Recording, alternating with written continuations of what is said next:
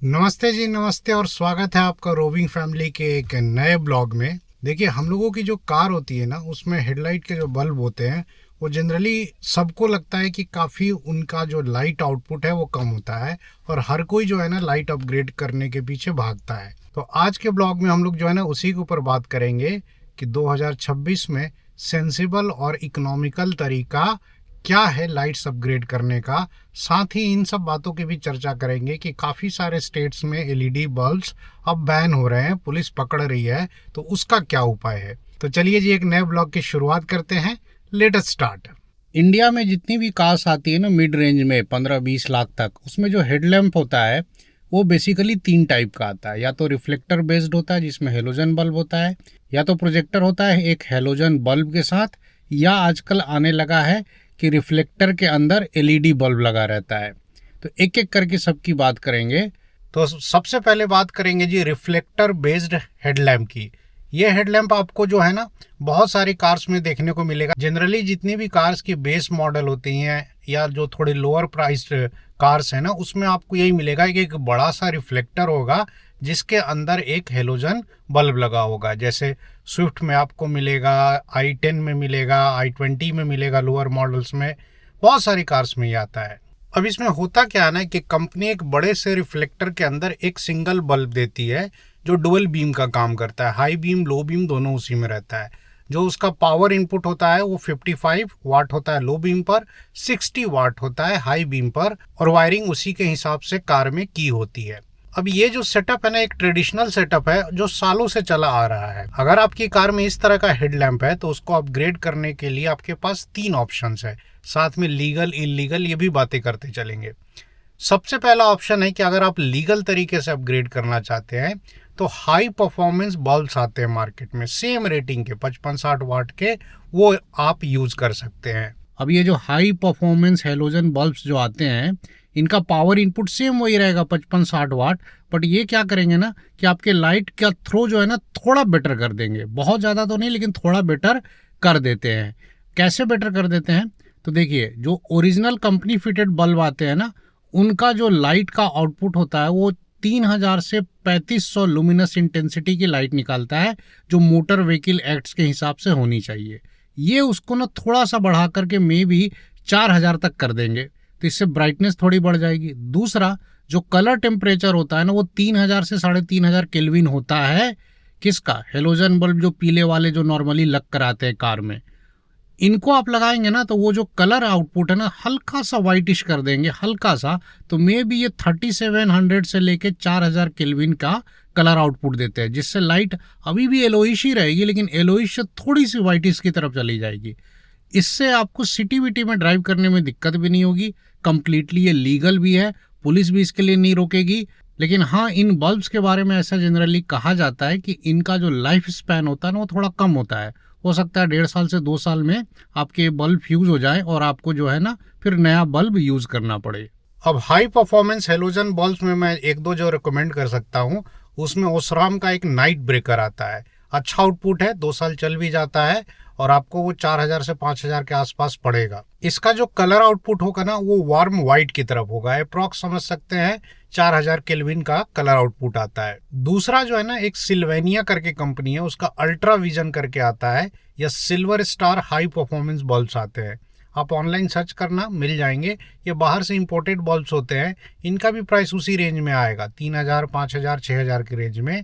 और इनकी भी जो ब्राइटनेस होती है ना वो नॉर्मल कंपनी फिटेड बल्ब से कम 20 से 30% ज़्यादा होगी।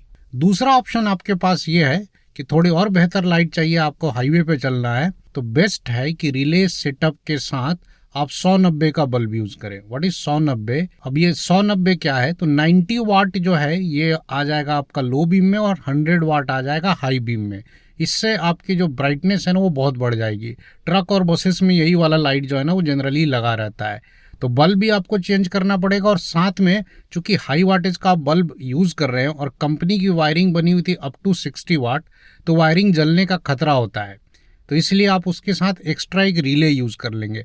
रिले जो है ना 1500 में मिल जाएगा, कोई भी लोकल गैरेज का मैकेनिक लगा देगा। और ये जो बल्ब होते हैं ना उसमें फिलिप्स का रैली करके एक बल्ब आता है, 300-300 रुपए की बल्ब आती है एक साइड का, तो ये काम आपका 2 से 2,500 में ही हो जाएगा। लेकिन इसमें आपको आउटपुट एलोइश ही आएगा। फिलिप्स की रैली जो है ना वही 3,500 केल्विन के आसपास का ही कलर आउटपुट देगी, लेकिन बीम बहुत स्ट्रांग हो जाएगी उसमें। तो उसको लेकर के आप हाईवे पर चल सकते हैं।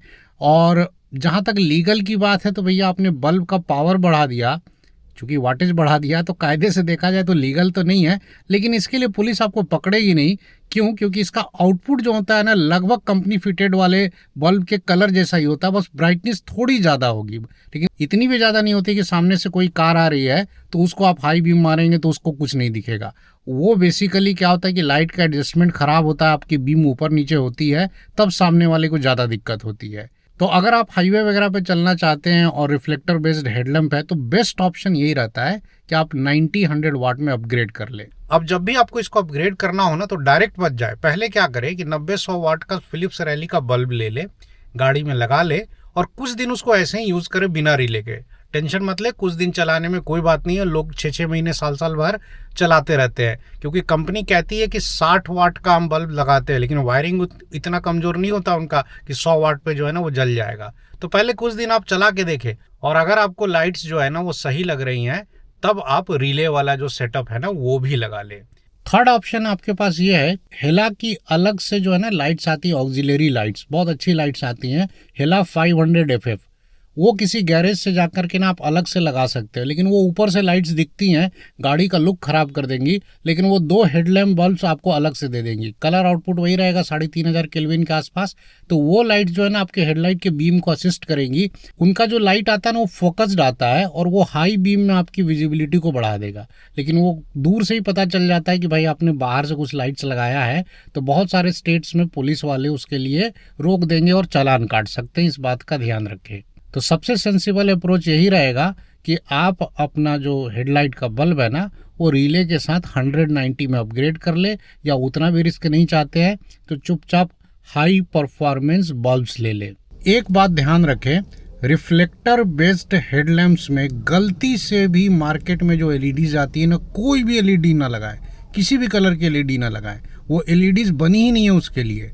उससे बीम जो है ना वो बहुत रैंडम टाइप का आएगा, लाइट बहुत स्कैटर होती है, आपकी विजिबिलिटी जो है ना उतनी नहीं बढ़ेगी, लेकिन सामने से जो कार्स आएंगी ना उनके लिए प्रॉब्लम क्रिएट हो जाता है और पुलिस जो है ना पक्का आपका चालान कर देगी, गुजरात में तो खास करके। अब बात करते हैं जी दूसरे टाइप की हेडलैम्प की, जिसमें आजकल बहुत सारी कार्स में ना एक सिंगल प्रोजेक्टर लग के आता है, जिसके अंदर एक बल्ब होता है, हेलोजन बल्ब, जो हाई बीम लो बीम दोनों देता है। या बहुत सारी कार्स में क्या करते हैं कि लो बीम के लिए प्रोजेक्टर दे देते हैं और जो हाई बीम है उसके लिए रिफ्लेक्टर दे देते हैं। तो उसमें क्या करना है वो मैं समझाता हूँ। तो अगर आपकी कार में प्रोजेक्टर लगा हुआ है तो अगेन आपके पास 2 ऑप्शन है। पहला ऑप्शन ये है कि आप भी हाई परफॉर्मेंस बल्ब्स यूज़ कर सकते हैं, जो मैंने सिल्वेनिया और ओसराम वाला बताया ना वो वाला। उससे जो है ना विजिबिलिटी आपकी 20 से 30% बढ़ भी जाएगी, वो कम्प्लीटली लीगल भी है। दूसरा और ज़्यादा बेटर ऑप्शन ये है कि आप प्रोजेक्टर में जो है ना एलईडी बल्ब यूज़ करें। डरिए मत, उसमें एलईडी बल्ब अगर आप लो बीम में यूज़ करते हैं तो उससे सामने वाले को ग्लेयर नहीं आएगा। अब एलईडी बल्ब आप क्या यूज़ करें, तो एलईडी बल्ब आपको यूज़ करना है जी 4200 केल्विन टेम्परेचर वाला, जो थोड़ा सा वार्म वाइट लाइट देगा। कंप्लीट वाइट नहीं होगा, येलोइश से थोड़ा वाइट की तरफ होगा। उससे रात में जो है ना विजिबिलिटी ऑल वेदर में सही रहती है, बारिश के भी मौसम में ठीक ठाक दिखेगा, और सूखा हाईवे है उस पर भी वो बढ़िया लाइट देता है। 4200 केल्विन वाले के लिए जनरली पुलिस भी आपको नहीं रोकेगी, लेकिन उसमें 6000 केल्विन के भी एलईडी आते हैं जो ज़्यादातर लोग लगा लेते हैं, और वो जो है ना कंप्लीट वाइट लाइट निकालती है और वो दूर से ही पता चल जाता है कि ये एलईडी लगी हुई है। अब एलईडी जो है ना बहुत सारी कंपनियों के आते हैं, जिसमें से ओसराम और अजूम जो है ना वो बेस्ट माने जाते हैं। ऑनलाइन आप सर्च कर लेंगे तो इजीली मिल जाएगा। ओसराम में भी आता है 50 वाट का भी बल्ब आता है और 80 वाट का भी आता है। उसी तरह से अजूम में भी जो है ना 75 वाट का भी आता है और 90 वाट का भी आता है। तो आप चाहें तो ओसराम में 80 वाट तक का बल्ब ना यूज़ कर सकते हैं। अब बहुत लोगों को क्वेरी ये रहती है कि 80 वाट का बल्ब अगर यूज़ करेंगे तो वायरिंग पे लोड नहीं आएगा। देखिए सिंपल सा मैथमेटिक्स है, वायरिंग जो है ना वो बना हुआ है आपके 60 वाट के लिए मैक्सिमम। तो अगर आप 12 वोल्ट लेते हैं बैटरी और ये पावर है 60 वाट, तो 12 × 5 5 एम्पियर के करंट के लिए वो बना है। बट वो 9 से 10 एम्पियर तक झेल सकता है। आपका जो फ्यूज़ होता है ना वो 10 एम्पियर पे लगा रहता है। अब ये जो 80 वाट वाला ओसराम होता है ना, जब ये स्विच ऑन होता है तो इनिशियली ये 8 एम्पियर का करंट ड्रॉ करता है, लेकिन थोड़ी देर में एलईडी बल्ब की खासियत होती है ना कि जैसे जैसे ये हीटअप होते हैं ना, इनका जो करंट होता है ना वो कम होता चला जाता है। वो सब फिजिक्स का खेल है। उनका रेजिस्टेंस बढ़ता है, करंट कम होता चला जाता है, तो बाद में थोड़ी देर के बाद जब ये स्टेबल हो जाता है तो 5 एम्पियर के आसपास ही विड्रॉ करता है करंट। 80 वाट वाले ओसराम बल्ब की बात कर रहा हूँ। तो आप 80 वाट वाला आराम से लगा सकते, कोई दिक्कत नहीं। फिर भी अगर मन में डर लग रहा है, थोड़ी सी भी शंका है, तो आप 50 वाट वाला लगा लीजिए, वो बहुत बढ़िया रहेगा। उसमें ब्राइटनेस 80 वाले से थोड़ी कम होगी, लेकिन वो बल्ब भी बढ़िया है। मेरी क्रेटा में भी 75 वाट वाले अजूम बल्ब लगे हुए हैं। मैं पिछले 2.5 साल से इन बल्ब्स को यूज कर रहा हूँ और इनका परफॉर्मेंस जो है ना बहुत बढ़िया है। अभी तक बल्ब्स जो है ना रिप्लेस नहीं करना पड़ा है। जब भी एलईडी बल्ब लगाएं, उसका प्रॉपर अलाइनमेंट जरूर करा ले, क्योंकि एलईडी बल्ब में सामने वाले को दिक्कत तभी होती है ना जब आपके हाई बीम का लाइट काफ़ी ऊपर जाता है।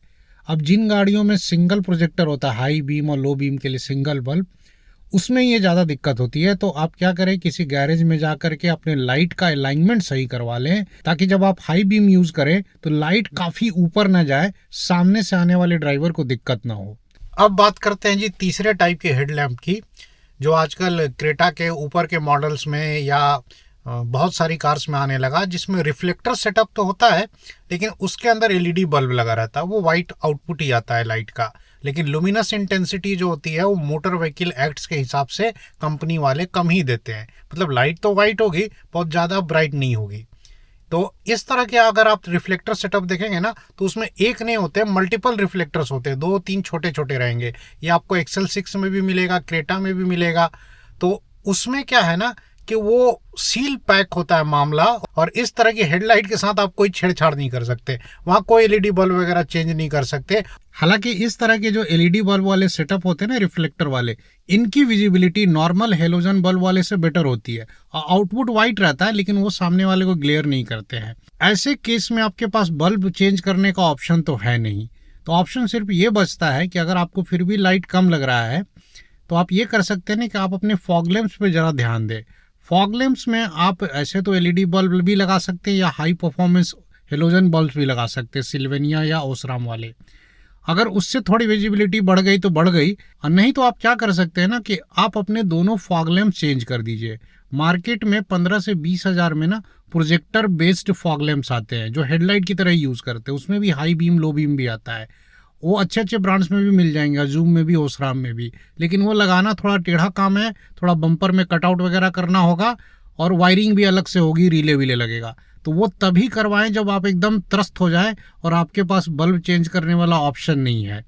तो उसमें आपकी विजिबिलिटी बहुत बढ़िया आएगी। लेकिन अगेन उसमें भी याद रखना है कि प्रोजेक्टर के अंदर जो बल्ब लगाए ना, वो एलईडी बल्ब लगाएं 4200 केल्विन टेम्परेचर वाला, जो हल्का वाइट लाइट आउटपुट देगा। लेकिन ये भी ध्यान रखिए कि अगर आपने अपनी कार में इस तरह से बाहर से प्रोजेक्टर लगवा लिए, फॉग लैंप में वायरिंग करवा ली, तो मे भी आपकी कार का जो है ना वारंटी जो है ना वो हैम्पर हो सकता है। अब ये डिपेंड करेगा मैन्युफैक्चरर पर और डीलर पर। कल के दिन आप वारंटी क्लेम करने जाएं तो हो सकता है इस बेसिस पर वो आपका क्लेम रिजेक्ट भी कर सकते हैं। तो ये जो है ना लास्ट ऑप्शन होना चाहिए, वायरिंग अलग से करवाना, छेड़छाड़ करना, फॉग लाइट खोल करके नया प्रोजेक्टर लगाना। अगर आप लीगलिटी की बात की जाए ना, तो हेडलैम्प के साथ छेड़छाड़ करना अपने आप में ही एक तरीके से अलाउड नहीं है मोटर व्हीकल एक्ट्स के हिसाब से। लेकिन हमारे मोटर व्हीकल एक्ट भी जो है ना वो अंग्रेजों के ज़माने के हैं। 1970-80 में लास्ट अपडेट हुआ था। उसमें लाइट की लुमिनस इंटेंसिटी का जो लिमिट है ना वो बहुत कम दे रखा है। उस समय हाईवे पर स्पीड कम हुआ करती थी, अब एक्सप्रेसवेज बन गए हैं। रात को लोग 100 की स्पीड पर गाड़ी चला रहे, 120 की स्पीड पे गाड़ी चला रहे हैं, और गवर्नमेंट आज भी वो पुराना लिमिट रखे हुए है। तो मैन्युफैक्चरर के साथ दिक्कत क्या है कि मैन्युफैक्चरर्स जो है उनको तो भाई गवर्नमेंट के जो रूल्स है, नॉर्म्स है, वो फॉलो करने हैं। तो वो चाह के भी हाई इंटेंसिटी के एलईडी या हेलोजन बल्ब आपको नहीं दे सकते हैं। तो घूम फिर करके बात जो है ना वो कस्टमर के हाथ में आ जाती है कि अगर उसको लाइट कम लगता है तो खुद ही कुछ करके लाइट को अपग्रेड करे। कुल मिलाकर के इस वीडियो में मैंने आपको बहुत तरह के ऑप्शन बता दिए लाइट अपग्रेड करने के लिए। आई होप आपको इस वीडियो से जो है ना अच्छी जानकारी मिली होगी। तो समय आ गया है कि फिलहाल इस वीडियो को जो है यहीं एंड किया जाए। अब जल्द मिलेंगे अगले वीडियो में, तब तक के लिए नमस्कार।